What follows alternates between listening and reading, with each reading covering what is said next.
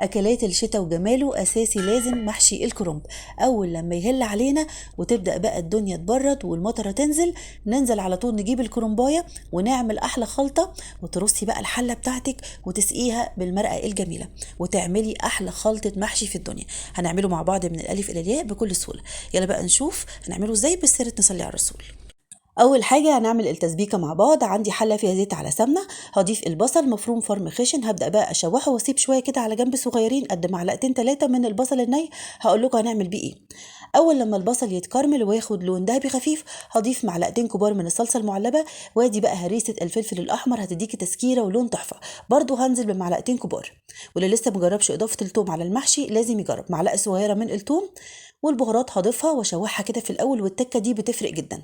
عباره عن ملح وفلفل اسود والسبع بهارات وبابريكا وكمون وكزبره ناشفه مطحونه وشويه سكر صغيرين عشان حموضه الصلصه وتظبط الطعم.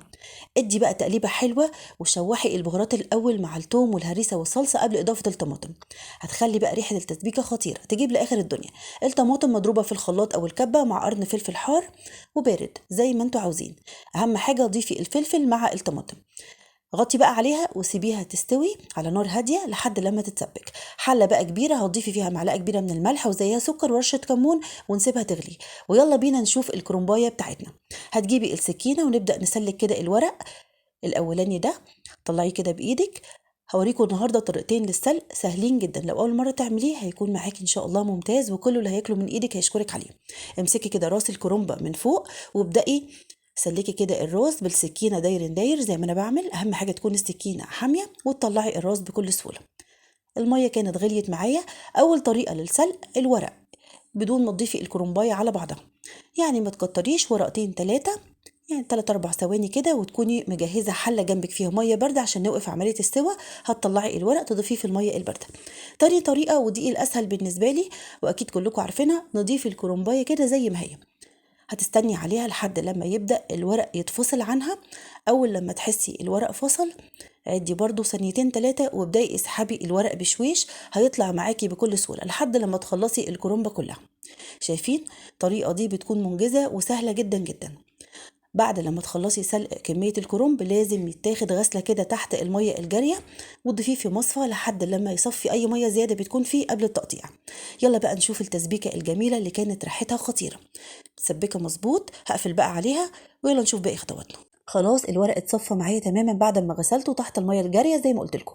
هنبدا بقى نقطعه ونتخلص من العروق. ممكن تخليها بتكون جميله، لفيها زي الرول، وبرده قطعي الجوانب كده على خفيف ما بتكونش متساويه، وقطعي الحجم اللي تحبيه زي ما انتوا عاوزين. هنجيب بقى البصله النيه، فاكرين قلت لكم عليها، هنضيف عليها حاجه بسيطه خالص من الملح والفلفل الاسود، ولازم تقلبيها كويس عشان تدبل معاكي، ما تحسيش بيها بتقرش وانت بتاكلي المحشي، بس اضافته بتفرق جدا على الخلطه. ادي بقى الرز مغسول ومتصفي، والخضره كده بالتساوي، يا ريت ما نقللش حاجه منها، كزبره على بقدونس على شبت، الورق بس نقطعه لقطع صغيره. جبت بقى طبق اكبر لان حسيت ان الاولاني كان صغير.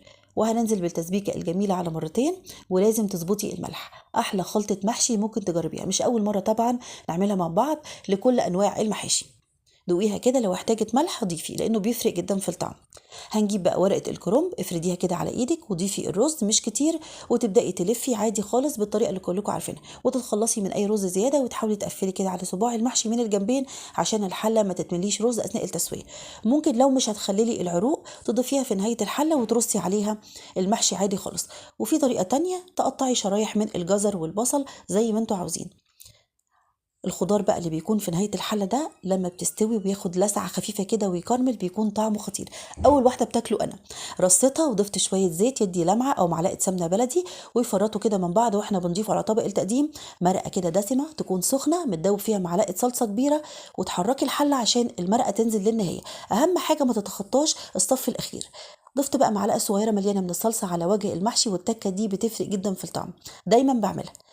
شيلي بقى ورقتين من الكرنب اثناء السلق، خدي بالك هنكمر كده على الحله بالورق ده. مش محتاجه طبق ولا حاجه عشان يوزع البخار مظبوط للناس اللي ما بتعرفش تسوي محشي الكرنب.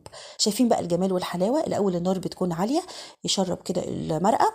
هدي بقى النار وسيبيه يستوي على البخار، مش كل شويه طبعا تفتحي عليه، وفي الاخر بعد ما يستوي دوقي واحده. وما يتقدمش غير كده على طبق التقديم. قدمي معاه فراخ او بط او لحمه وبالف هنا، جربوه متاكده ان شاء الله هيعجبكم. وباي باي.